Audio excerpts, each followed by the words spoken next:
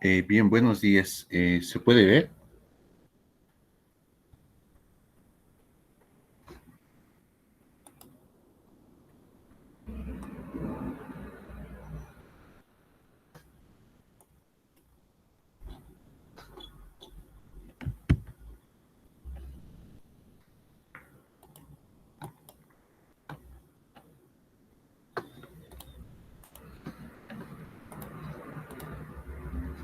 Ok, dicen que sí.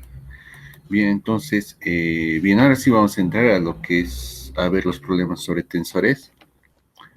En la anterior clase habíamos visto una cierta idea de qué es, ¿no? Un tensor de orden cero, un tensor de orden uno y un tensor de orden 2. Entonces, los tensores de orden cero, ¿quiénes son? Son los escalares. ¿Y quiénes son los escalares?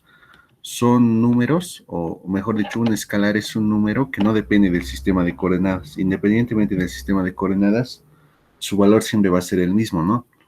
Ejemplos de eso es la norma de un vector o el cuadrado de la norma de un vector. Luego tenemos los tensores de orden uno, que son cierta colección de números o cierta colección de coordenadas que se transforman de una forma determinada. Luego teníamos el tensor métrico, ¿no? Que era un tensor de orden 2 y que tiene una ley de transformación muy parecida a los tensores de orden uno, ¿no? Entonces, ahora sí vamos a generalizar esa idea y vamos a ver unos cuantos problemas y unos cuantos ejemplos. Disculpas, está un poco lento esto acá. Mm, a ver, ¿qué más podemos decir sobre esto de los tensores? Hay una cierta división entre los tensores, que son los tensores contravariantes y los tensores covariantes, o o los tensores mixtos, que son tensores que son covariantes y contravariantes al mismo tiempo. Entonces, lo que vamos a ver ahora es los tensores contravariantes de orden uno. Bien, aquí hay algo que, a ver, no sé si es sencillo, pero lo voy a leer.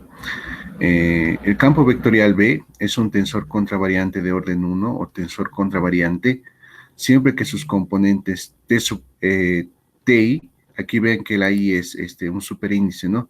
Y sus componentes T y baza, en relación con los respectivos sistemas coordenados, este de aquí es un sistema coordenado y este de aquí es otro sistema coordenado. Aquí I, por si acaso, va entre 1 y n, o sea, aquí son n coordenadas, aquí son también n coordenadas. Y estos son los n elementos, ¿no? Del sistema coordenado. Se tienen que transformar de la siguiente forma. Tengo que ir de las coordenadas en un cierto sistema a las coordenadas en otro sistema mediante esta ley de transformación. Entonces, eso es justamente lo que es un tensor de orden 1. Es un elemento, es un elemento que tiene sus coordenadas, sus n coordenadas, pero sus n coordenadas van a depender del sistema de referencia. Cuando pase a otro sistema de referencia, esas coordenadas van a cambiar. ¿Y de qué manera van a cambiar? Van a cambiar mediante esta ley de transformación. Bien, entonces, no sé si es que aquí viene un ejemplo si viene un ejemplo de los tensores contravariantes. Entonces, los tensores contravariantes, o mejor dicho, vamos a decir que un tensor va a estar expresado en sus coordenadas contravariantes cuando tenga superíndices. Los superíndices me están indicando contravarianza. Vean que aquí el índice está arriba y eso no es fortuito, sino que es que estás representando una propiedad del tensor, que es la contravarianza. Ahora, la diferencia entre covarianza y contravarianza lo vamos a ver en los ejemplos. No es algo que se menciona en los textos. Yo realmente busqué una explicación de cuál es la diferencia entre la covarianza y la contravarianza y no encontré una respuesta satisfactoria aún, ¿no? Pero lo más cercano que encontré a eso son estos ejemplos que vamos a ver. A ver, vamos a ver un ejemplo de tensor contravariante, ¿no? Porque diga que un tensor contravariante es esto, no quiere decir que existan ejemplos, ¿no? Pero aquí tenemos uno. Entonces, más o menos como les dijera, digamos, existe un gato que puede hablar, ¿no? Un gato que puede hablar es una persona, no, es un animal que se puede comunicar con los seres humanos, digamos. Entonces, por el hecho de que les diga eso, no quiere decir que existe un gato que hable, ¿no? A eso me estoy refiriendo. Bien. Entonces, este sería de aquí un ejemplo de tensor contravariante. Y, a ver, vamos a leer esto de manera completa. Por si acaso lo tienen, les acabo de enviar al WhatsApp las presentaciones. Entonces, por si lo paso muy rápido, pueden revisarlo ahí, ¿no? Paralelamente. Entonces, a ver, este ejemplo nos dice lo siguiente. Demostrar que el vector tangente de una curva es un tensor contravariante de orden 1. Entonces, lo que tenemos aquí es una curva. A ver, imagínense, por ejemplo, una curva en el espacio y su vector tangente en cada punto. Entonces, lo que nos está pidiendo este problema, nos está pidiendo es que demostremos que esa curva, o mejor dicho, que la tangente a esa curva es un tensor contravariante. Es un tensor contravariante de orden 1. Entonces lo probaremos. Se hace una curva dada por la parametrización en el sistema de coordenadas X y. Vean que aquí estoy utilizando la notación esta que es de la que emplea índices, ¿no? A ver, entonces vamos a tener una curva C, donde sus coordenadas de esta curva van a ser estas, las X, y cada una de las X, Y va a depender de T. Por ejemplo, en R2, en las curvas en el plano, iba a ir entre 1 y 2, o sea, voy a tener X1 que depende de T, X2 que depende de T, donde X1 va a ser X y X2 va a ser Y. Entonces, vean qué es lo que les estoy diciendo, que X y Y van a depender de T. ¿Eso qué era? Era la parametrización de una curva, ¿no? Ahora, si es una curva en el espacio, este iba a ir desde 1 a 3, ¿no? Entonces voy a tener X1 de T, X2 de T, X3 de T. Entonces, lo que vamos a tener ahí va a ser va a ser una curva parametrizada, pero en R3, ¿no? En el espacio. Entonces, eso de aquí son las ecuaciones de parametrización de mi curva. Donde, dependiendo, por ejemplo, si estoy en un espacio bidimensional, el I va a ir entre 1 y 2. Si estoy en un espacio tridimensional, va a ir entre 1, 2 y 3. Si estoy en un espacio de n dimensiones, va a ir entre 1, 2 hasta n, ¿no? Entonces, ¿cómo calculamos el vector tangente a una curva que tiene sus coordenadas de esta forma? Cada coordenada lo tenemos que derivar con respecto al parámetro tiempo, ¿no? Al parámetro tiempo. Entonces, de ahí vamos a obtener que las coordenadas del vector tangente, a la curva van a ser estas t sub i. Van a ser estas. Entonces, lo que hay que hacer es derivar cada uno. Solo traigan a su memoria lo que hemos hecho para el primer parcial. Cuando quería hallar el vector tangente a una curva, ¿qué es lo que necesitaba? Su parametrización. ¿Su parametrización qué era? Era tener la coordenada X, la coordenada Y y la coordenada Z en términos de T. Y luego tenía que derivar cada una de esas coordenadas con respecto al parámetro tiempo, ¿no? Y bueno, entonces, estas de aquí van a ser las coordenadas o las componentes del vector tangente a la curva. Y por último, ¿qué es lo que deberíamos hacer? ¿Qué pasa si lo llevamos de un sistema coordenado a otro? Que es justamente hacer esto. Estas de aquí son las ecuaciones de transformación que me están llevando de un sistema de coordenadas X, X1, X2 hasta Xn, a otro sistema de coordenadas X1 barra, X2 barra, X3 barra, hasta Xn barra, donde el n va a depender de la dimensión en la que estamos trabajando, ¿no? O bien es una curva en el espacio, en el plano, o una curva en el espacio n-dimensional. Y donde t varía en un intervalo cerrado AB, ¿no? Entonces, si uno aplica estas ecuaciones de transformación, puede hacer la siguiente observación. El vector tangente para C en el sistema coordenado con barra tiene las siguientes coordenadas, que van a ser estas. Entonces, vean, ¿qué es lo que tengo aquí? Tengo X y barra, pero en términos de T. O sea, esto ya es en otro sistema de coordenadas. Por ejemplo, esto podría ser en el sistema de coordenadas rectangular, y este de aquí podría ser en el sistema de coordenadas cilíndrico.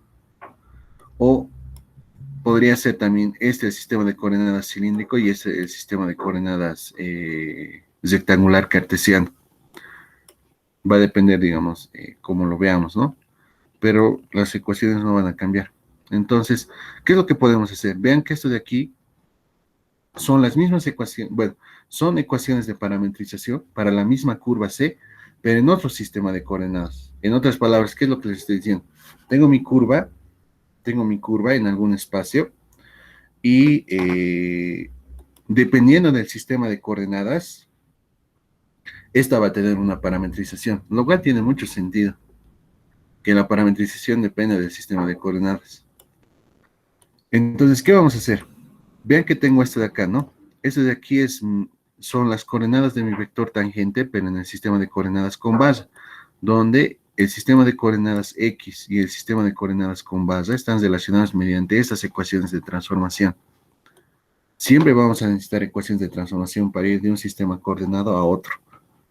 En este caso, las coordenadas de mi vector tangente están con respecto al sistema de coordenadas, pero con las X, desde X1 hasta Xn. Pero esto de acá, estas otras coordenadas del vector tangente, están con respecto a este otro sistema de referencia, que es el sistema de coordenadas X con base. Y pues bueno, ¿cómo se relacionan estas coordenadas? Vean que aquí el vector tangente, sus coordenadas están con respecto a un sistema, y aquí sus coordenadas están con respecto a otro sistema. Pero ¿cómo paso de las coordenadas de un sistema a otro? O sea, imagínense su vector tangente, sus coordenadas de ese vector tangente, esa curva, van a depender del sistema de coordenadas. Pero ¿cómo voy de un sistema de coordenadas a otro? Eso es lo que vamos a averiguar ahora. Entonces, voy a aplicar aquí la regla de la cadena. Vean que aquí estoy derivando con respecto de t, ¿no? Entonces, este t y base es la coordenada del vector tangente, ¿no? En el sistema X con base. Entonces, cada una de las coordenadas la tengo que derivar con respecto de t. Pero, a su vez, ¿qué pasa? Resulta que estas X van a depender de las XR, ¿no? Perdón, estas X con base van a depender de las X. ¿Por qué? Por esta regla de transformación, ¿no? Vean que las X con base están dependiendo de las X sin base. Por eso puedo derivarlo con respecto de eso. Hay una relación. Pero a su vez, las X, ¿de quiénes están dependiendo? De T, ¿no? Esa de aquí es simplemente la regla de la cadena que ustedes han usado en cálculo 2. Entonces, eso de aquí sale de la regla de la cadena. Y vean esto de aquí, ¿qué es? Esto de aquí son las coordenadas del vector tangente a la curva, pero con respecto al sistema X, ¿no? Al X1, X2 hasta Xn. Por lo tanto, lo vamos a reemplazar. ¿Cuál sería aquí? Sería la erésima coordenada, ¿no? Del vector tangente. Por lo tanto, voy a tener esto que tengo acá. Y vean esto, ¿qué es lo que me está diciendo? Me está diciendo que puedo transformar mis coordenadas de mi vector tangente en el sistema, en el primer sistema, a las coordenadas del vector tangente en el otro sistema mediante esta ley de transformación. ¿Y esta ley de transformación con quién coincide? Coincide con esto, con la definición de tensor contravariante. Entonces, los vectores a una entonces, dada una curva en el espacio, los vectores tangentes a esa curva es un ejemplo de tensor contravariante de orden 1. Ahora aquí, vean que esta notación de las ecuaciones de transformación está ligado a lo que les había mostrado acá, ¿no? No sé si se acuerdan cuando les mostré esto de la matriz jacobiana, ¿no? Que igual está aquí en las presentaciones. Vamos a tener siempre dos sistemas coordenados, un sistema de coordenadas X y un sistema de coordenadas X base, y estas son las ecuaciones de transformación que me llevan de un sistema coordenado a otro. Aquí teníamos un ejemplo, pero a su vez a estas ecuaciones de transformación, ¿qué teníamos asociado? Teníamos asociado la matriz jacobiana, ¿no? Y vean que está muy relacionado, ¿no? Esto, vayan viéndolo, me da la impresión de que si lo multiplico, bueno, vean esta ecuación de acá. y vean la ley de transformación que está en la definición de tensor contravariante. Y me parece que la relación creo que es evidente, ¿no? Bueno, pero más allá de eso, los vectores tangentes a una curva son ejemplos de tensores contravariantes. Eso es lo que quería decirles. Bien, ahora vamos a ver lo que son los tensores covariantes, si no me equivoco. Si no me equivoco, vamos a ver si lo que son los tensores covariantes. Lo importante de todo eso era justamente lo que les acabo de mencionar. Es que los vectores tangentes a una curva es un ejemplo de tensor contravariante. Y ahí está la prueba de por qué es contravariante. Porque sus coordenadas de un sistema a otro, se transforman mediante esta ley de transformación, ¿no? Entonces aquí es justamente, creo que está la conclusión. Demostramos que T, o sea, este de aquí es el vector tangente a la curva, es un vector contravariante. Y pues bueno, concluimos en general que bajo un cambio de coordenadas son estas ecuaciones que me llevan de un sistema a otro. Cuando, por ejemplo, en álgebra lineal un vector yo lo expresaba en unas coordenadas y luego iba a otras, estas relaciones por lo general siempre eran lineales y homogéneas, ¿no? Estas tienen cierta similitud con esas. El vector tangente de una curva se transforma como, a ver, lo leeré bien. Concluimos en general que bajo un cambio de coordenadas, el vector tangente de una curva se transforma como un tensor contravariante de orden 1. Entonces me parece que ahí está muy clara la conclusión. Y ahora vamos a ver esta definición, ¿no? Bueno, creo que aún aquí queda algo por decir. Vean que aquí, en este lado de la ecuación, hay dos índices repetidos. Hay un par de índices repetidos en este miembro. ¿Qué se hace entonces? Se hace la suma con respecto al índice R, ¿no? Y vean que el índice I es un índice libre, ¿no? Porque puede tomar los valores 1, 2, 3, hasta un cierto valor N. Tomar en cuenta eso, ¿no? Bien, ahora vamos a ver un ejemplo del tensor covariante. Y está aquí la misma cosa, ¿no? El campo vectorial B es un tensor covariante de orden 1 o tensor covariante, siempre que sus componentes, vean que aquí ya estoy usando subíndices, T sub I y T sub I base. La covarianza siempre se va, siempre se va a denotar con subíndices y la contravarianza con subíndices, pero con superíndices. Vean, contravarianza, superíndices, índices que están arriba. Y covarianza, los índices que están en la parte inferior, que en este caso están acá, ¿no? Entonces, el campo vectorial B es un tensor covariante de orden 1 o tensor covariante, siempre que sus componentes T sub I y T sub I base, estas componentes o coordenadas del tensor, están en un sistema de coordenadas. ¿Cuál es ese sistema? Este. Y estas de acá es el mismo tensor, pero expresado en otras coordenadas, en otro sistema de referencia. ¿Y cuál es ese otro sistema de referencia? Es este. ¿Y cómo se relacionan estas coordenadas con respecto a diferentes sistemas de referencia? Mediante esta ley de transformación. Vean que aquí hay como una especie de regla mnemotécnica. Vean que cuando la transformación es por contravarianza, la base está aquí y la base está acá, ¿no? Entonces, superíndice lo coloco acá y acá sin la base, ¿no? Aquí lo propio, ¿no? Como es subíndice, entonces la base va abajo. No sé si lo ven ahí la regla como para ver. Pero a ver, un poco más analicemos esto. ¿Qué es lo que nos está diciendo? Las coordenadas de mi tensor en un sistema de referencia se transforman a las coordenadas en otro sistema mediante esta ley de transformación. Y pues bueno, ¿cuál sería un ejemplo de tensor covariante? ¿Cuál sería un ejemplo de tensor covariante? Pues el gradiente. El gradiente es un ejemplo de tensor covariante. A ver, demostrar que el gradiente es un vector covariante o tensor covariante de orden 1. Entonces, sea f de x un campo escalar diferenciable, definido en un sistema de coordenadas x y de Rn, ¿no? Entonces, aquí estamos siendo bien general. Por ejemplo, aquí Rn podría ser 2, ¿no? Bueno, n podría ser 2. Entonces, estaríamos en el plano, estaríamos hablando de un campo escalar. Un campo en escalar en R2, ¿cómo sería? Sería, por ejemplo, f de xy igual a, qué sé yo, a ver, x cuadrado más y, ¿no? Nada más. Ese es un campo escalar. Entonces, el gradiente de f es un campo vectorial dado por la siguiente ecuación.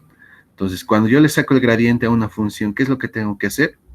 Tengo que derivarlo, ¿no? Con respecto a cada uno de las variables. Con respecto a x1, con respecto a x2, hasta con respecto a xn. Y vamos a formar este vector que tenemos acá. Vean, por ejemplo, si este sistema fuera el sistema de coordenadas rectangular, x y este n fuera igual a 2, ¿cómo sería esto?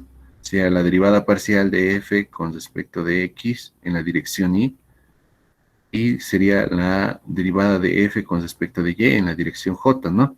Entonces, de esa forma, digamos, lo podemos ver en un caso particular. Bien, entonces lo que va a resultar es lo siguiente, es que vamos a tener el gradiente de una función. En estas coordenadas va a tener esta forma. Pero ¿qué pasa si tomamos otras coordenadas? Otro sistema de coordenadas o otro sistema de referencia. Entonces, el gradiente de esta misma función va a ser esto. Va a ser derivar f con respecto a x1 base, va a ser derivar f base con respecto a x2 base y así continuamos. Bueno, mis disculpas, aquí se debería ser n, ¿no?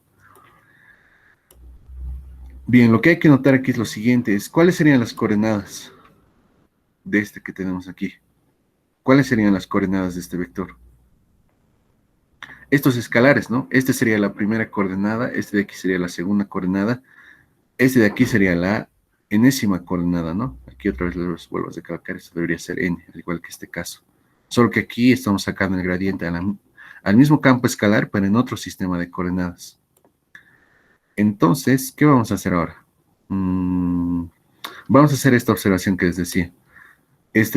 Que la iésima coordenada de este vector, de este gradiente, es esto, ¿no? Aquí está la primera, la segunda, aquí va a estar la iésima, aquí está la enésima. Entonces, sacamos la iésima y este va a ser la coordenada i del gradiente, ¿no? De esta función escalar. Entonces, por la regla de la cadena, voy a derivar esto con respecto, bueno, toda esta derivada se lo puede desglosar de esta manera. Derivar f con respecto de x y luego x con respecto de xy.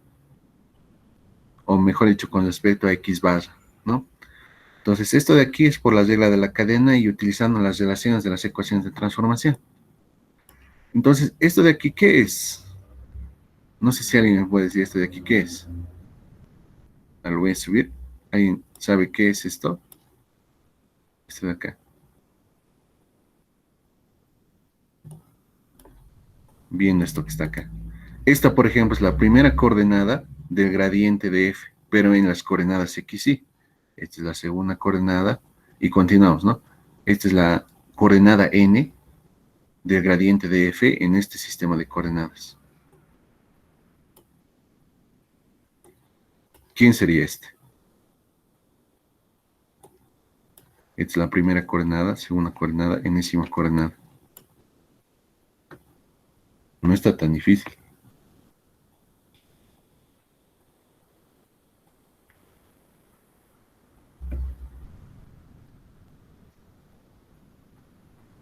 Es la coordenada r, ¿no? Es la coordenada r. Vean, 1, 2, aquí va a haber una coordenada erésima, ¿no? Entonces, aquí esto, ¿qué me está diciendo? Esto de aquí es la coordenada r, pero del gradiente con respecto a este sistema de referencia. Entonces lo vamos a reemplazar, ¿no? Bueno, en primer lugar lo vamos a dar la vuelta de esta manera. Y aquí está justamente, ¿no? Pero la componente erésima del gradiente de f es justamente esto. Entonces lo vamos a reemplazar. Y aquí está. Entonces, esto de aquí son las coordenadas del gradiente de f, pero con el sistema de coordenadas x.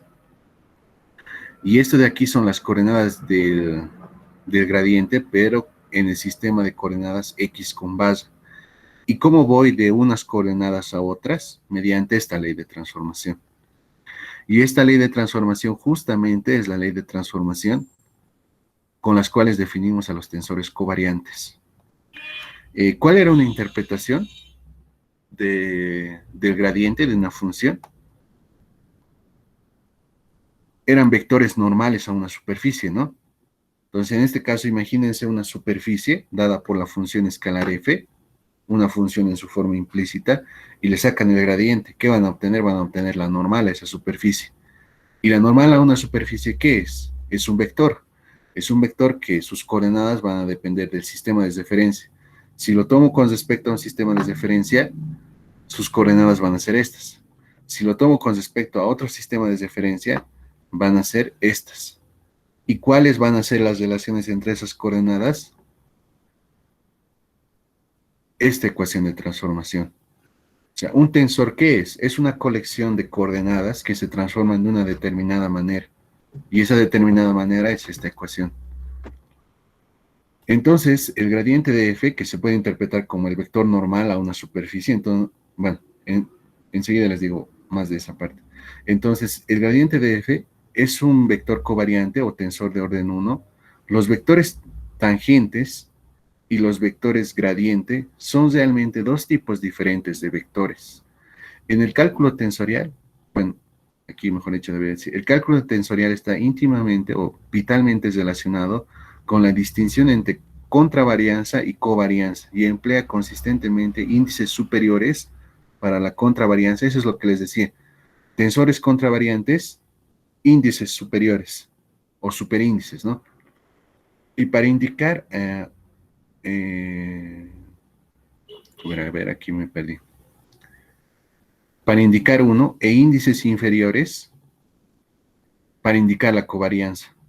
Índices superiores para indicar contravarianza e índices inferiores para indicar covarianza. Y vean que aquí esta parte lo extraí de uno de los textos que les pasé, pues no sabría decirles cuál es la diferencia entre contravarianza y covarianza, pero sí podría darles ejemplos, ¿no? Entonces, tensor contravariante, ¿cuál sería un ejemplo de tensor contravariante de orden 1? Los vectores tangentes a una curva. ¿Y cuáles serían un ejemplo de tensores covariantes? Los vectores normales a la superficie. Los vectores normales a una superficie serían vectores covariantes. Entonces habría que ver, ¿no? En qué se diferencian cada uno, ¿no? Los vectores tangentes a una curva y los vectores normales a una superficie. Pero ahí está, ¿no? Entonces sí hay esa distinción y voy a intentar de descubrir por fin cuál es en el fondo, ¿no? Una diferencia un poco más clara, pero aquí tenemos ejemplos, ¿no? Más allá de lo que podamos decir ya. Entonces, vamos a ver ahora ejemplos un poco más concretos. Supongamos que T sub i es un vector. Supongamos que T sub i. Supongamos que T sub i es un vector contravariante en R2.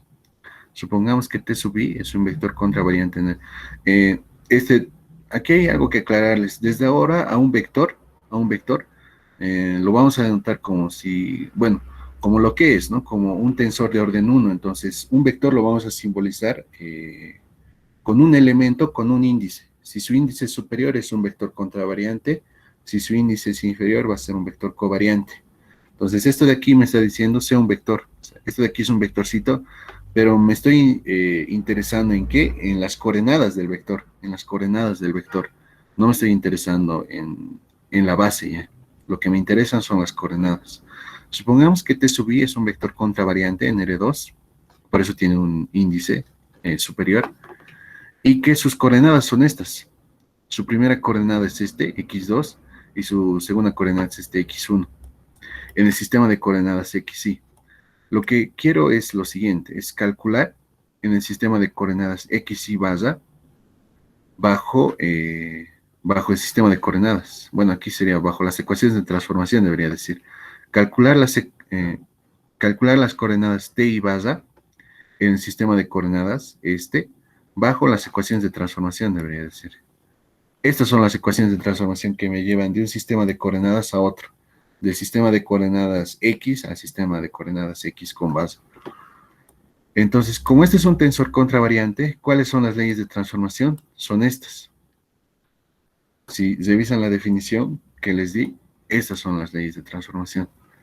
Entonces, voy a ir de un sistema coordenado a otro mediante esta ley. Ahora, Ya sabemos qué significan estos índices repetidos, ¿no? Hay que sumar con respecto a ellos. Entonces, como estoy en un sistema bidimensional, R2, solo hay dos coordenadas, entonces la suma va hasta 2, ¿no? Entonces, evaluado en 1, R evaluado en 1 más R evaluado en 2. Ahora vean que I es un índice libre. Entonces, como estoy en un sistema bidimensional, los únicos valores que puede tomar son 1 y 2. Entonces, para I igual a 1 y para I igual a 2. Y tengo esta ecuación. Vean que esto de aquí solo está compactando esto, ¿no? Yo podría escribir esto o podría escribir esto y ambas son equivalentes, solo que esta simplifica las ecuaciones, ¿no? Entonces, vean que tengo las coordenadas, tengo esta coordenada T1, tengo esta coordenada T2, y puedo calcular las derivadas parciales de la coordenada X1 barra con respecto a X1 y etcétera, ¿no? ¿Por qué? Porque tengo las ecuaciones de transformación. Entonces, vamos a hallar estas derivadas.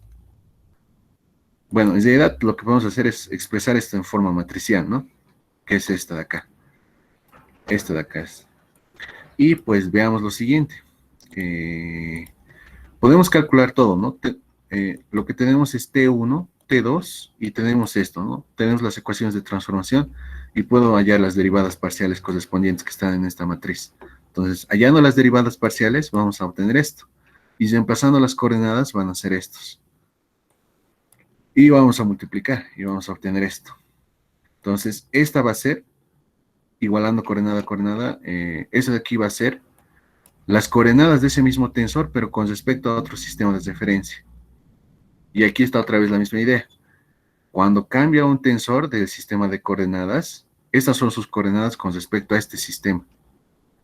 Si lo cambia a otro sistema mediante estas leyes de transformación, sus coordenadas van a cambiar y van a ser estas. ¿Y cómo hemos obtenido estas coordenadas? Utilizando la ley de transformación para tensores contravariantes de orden 1. Otro ejemplo, ahora esta vez con covarianza. Calcular las T sub I basas en el sistema de coordenadas XY si tengo un vectorcito B. Este vectorcito B va a tener las siguientes coordenadas. Esta va a ser su T1 y este de aquí va a ser su T sub 2, ¿no? Es un vector covariante bajo la siguiente transformación de coordenadas, que es esta de acá. Entonces, lo que resulta aquí es que tengo un vector B con sus coordenadas covariantes en este sistema de coordenadas.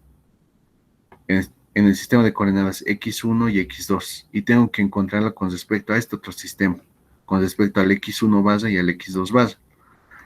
Entonces, ¿cómo se transforman los tensores covariantes? Se transforman de diferente manera, de esta de acá, ¿no? Entonces, otra vez de la misma manera. Vean que aquí tengo los índices repetidos, ¿no? R. Como estoy en un sistema bidimensional, R solo va a tomar los valores 1 y 2, ¿no? Entonces, R igual a 1, R igual a 2 y nos va a quedar esto. XY es un índice libre, puede tomar los valores entre 1 y 2. Entonces, aquí toma el valor de 1 y aquí toma el valor de 2. Expresamos esto en forma matricial y nos queda esto. Ahora aquí hay que hacer una observación importante para poder hallar esto. Bien, ¿qué es lo que me estaría diciendo? Tengo que derivar X1 con respecto a X1 barra, X2 con respecto a X1 barra, ¿no? Y aquí algo muy similar.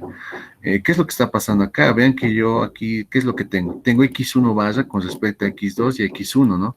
Y X2 barra con respecto a X1 y X2. Pero aquí me está pidiendo las derivadas, ¿no? Estas derivadas no se pueden calcular directamente de estas de acá.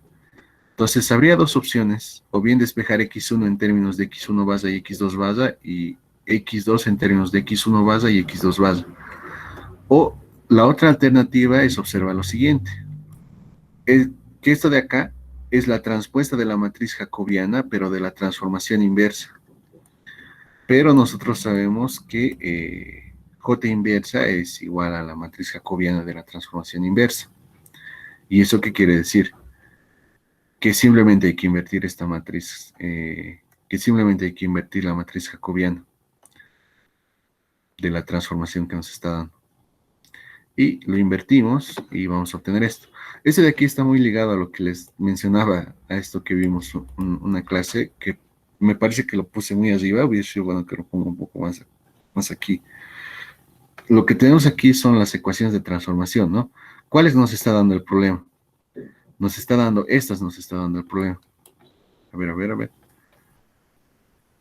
Esta nos está dando, de acá. Me están llevando de un sistema X a un sistema X con base, ¿no? Entonces, en este caso solo son dos ecuaciones, ¿no? ¿Y qué es lo que tenemos que hacer? Lo que tenemos que hacer es observar lo siguiente. Dadas estas ecuaciones de transformación, lo que tenemos son las matrices jacobianas, ¿no? En este caso es la matriz jacobiana de dimensión 2 y la matriz jacobiana de dimensión 3. La que nos interesa es esta, ¿no? Porque estamos en un espacio de dimensión 2. Entonces, esta de aquí es la matriz jacobiana para nuestra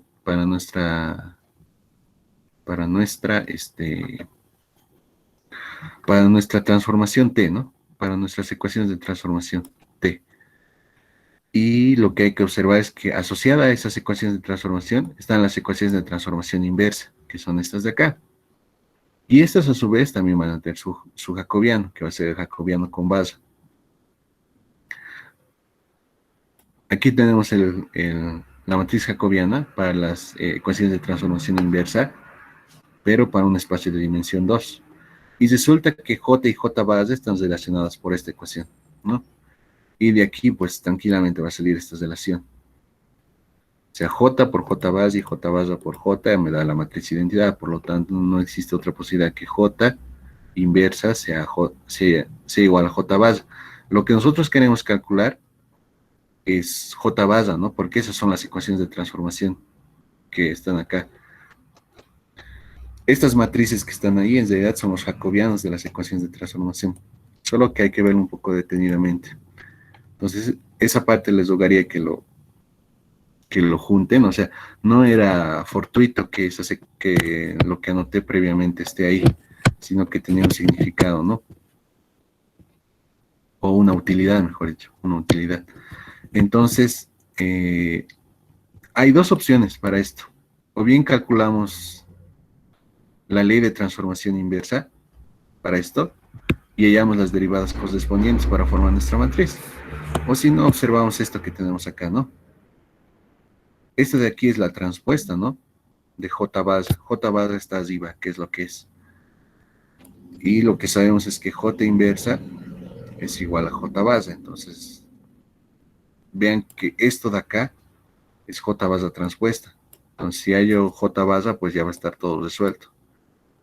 Pero primero voy a hallar J inversa. Eso es fácil hallar. A partir de esto pueden hallar fácilmente la matriz jacobiana. Solo es hallar derivadas parciales de esas ecuaciones de transformación.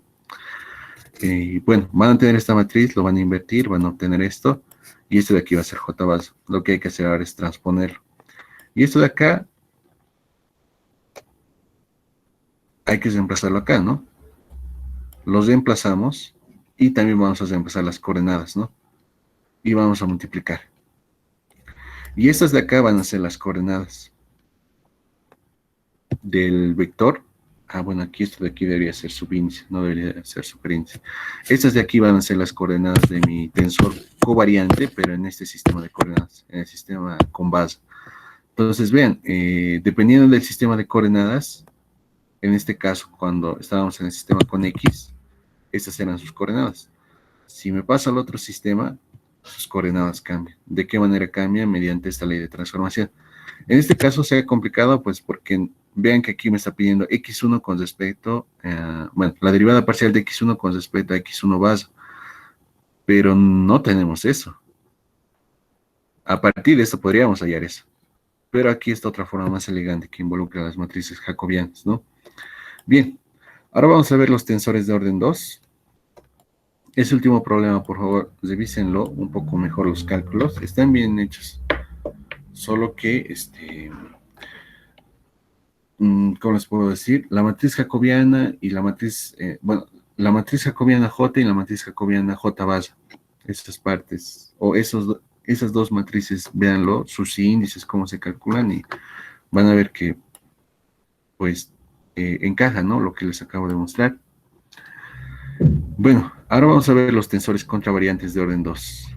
Sea B un campo matricial. Este es el nombre que le da, ¿no? Campo matricial, suena un poco extraño esto. No lo he visto en otro libro. Sea B un campo matricial, que es una matriz n por n, campos. Bueno, ¿qué es una matriz de n por n campos escalares? Todos definidos sobre una misma región U de Rn. B asume una representación, bla, bla, bla, bla. Ya. Entonces, lo que tenemos aquí es lo siguiente. Lo que tenemos es un vector, y ese vector va a tener estas coordenadas. Bueno, en realidad no va a ser un vector, va a ser un tensor de orden 2. Vamos a tener un tensor de orden 2 y sus coordenadas en un cierto sistema X, Y va a estar dado de esta manera. Y, y ese mismo tensor contravariante de orden 2 va a tener sus coordenadas en otro sistema de esta manera.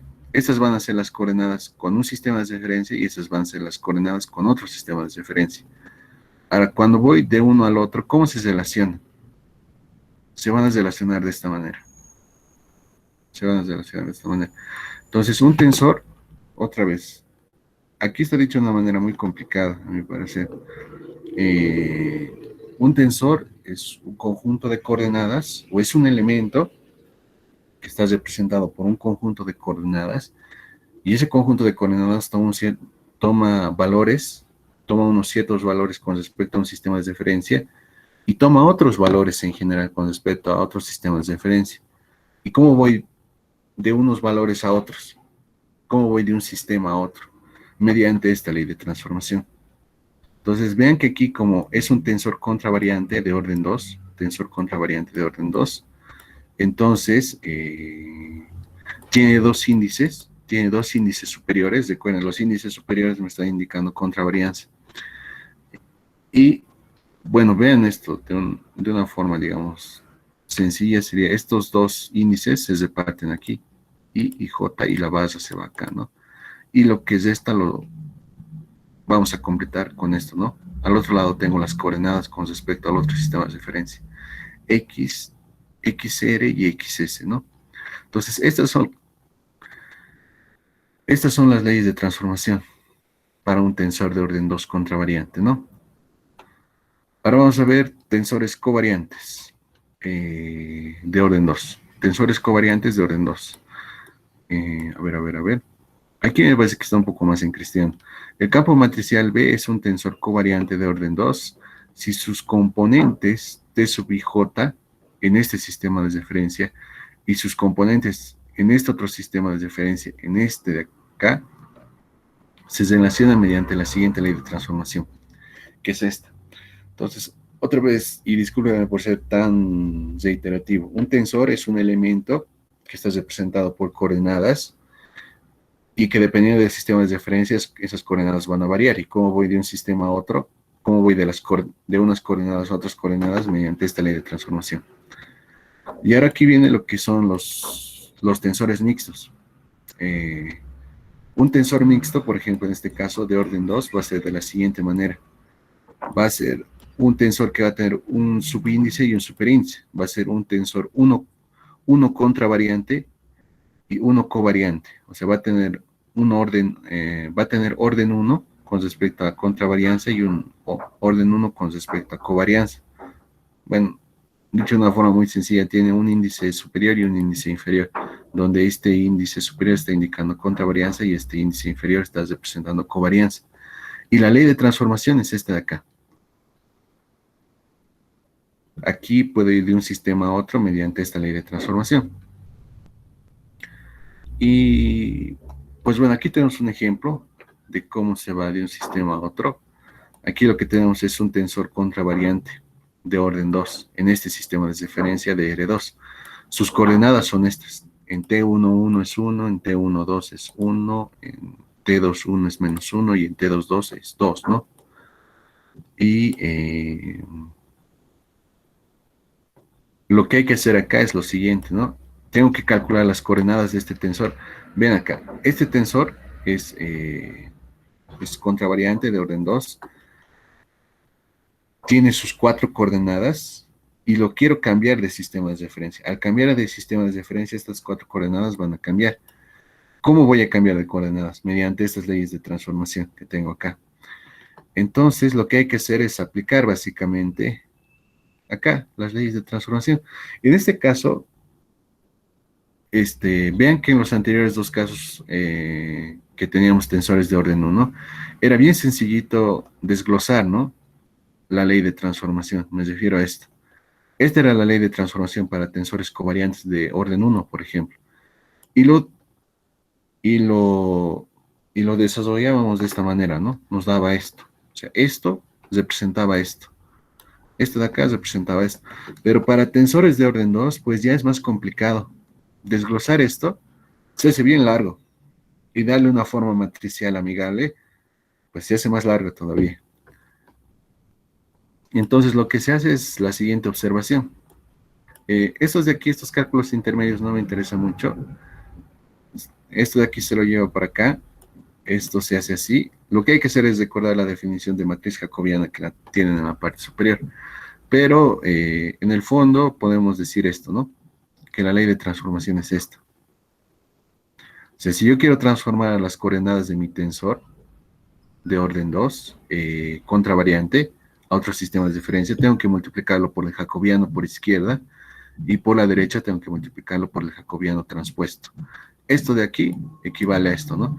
Entonces vean que esta ecuación compacta mucho, ¿no? Porque esta es una ecuación matricial y una ecuación matricial involucra muchas otras ecuaciones, ¿no? Entonces la matriz jacobiana es esta, de acá.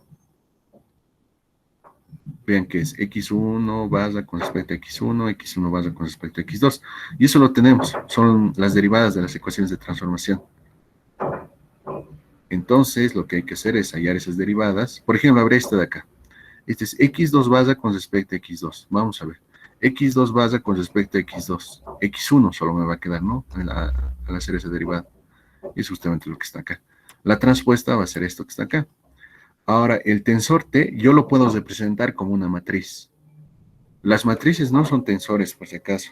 Eso el Inge seguramente les debía haber dicho. Yo me apego mucho a lo que les dije. Es una colección de coordenadas, o es un elemento representado por una colección de coordenadas, y esas coordenadas van de un sistema a otro mediante leyes de transformación bien determinadas, ¿no? Que son las ecuaciones que les estoy mostrando. Entonces, ese tensor se puede representar por una matriz. Otra cosa es que un tensor se puede representar por una matriz. Las matrices no son tensores. Entonces, lo que podemos hacer es al tensor T lo podemos representar por esta matriz, coloco las coordenadas correspondientes ahí y aplico la ecuación, ¿no? ¿Qué me está diciendo aquí? Yo lo voy a llevar a otro sistema de referencia mediante esta ley de acá. Pero esta ley es esta de acá, ¿no? Eso habría que comprobarlo, pero como les digo, es muy largo. Y aparte el docente creo que da igual unas fórmulas equivalentes para esto. Que usan estos, la matriz jacobiana. Bien, entonces reemplacemos todo, J, T y J transpuesta, multiplicamos y obtenemos esto, ¿no? Entonces, estas de aquí son las coordenadas de mi tensor contravariante de orden 2, pero ya en el otro sistema de referencia, Entonces, vean lo extraño de esto, ¿no? Es que, bueno, no lo extraño, sino es lo verdaderamente llamativo y lo que es la esencia de esto. Cuando cambie de sistema de coordenadas, las coordenadas cambian. En general cambian.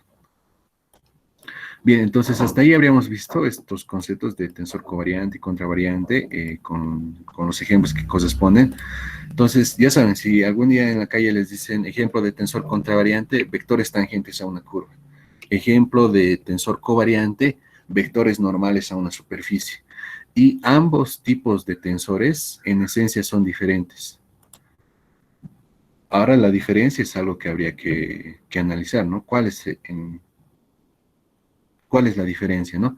Eso es algo que manejan mucho los físicos. Bueno, como les digo, lo estoy investigando y en cuanto lo sepa, les digo.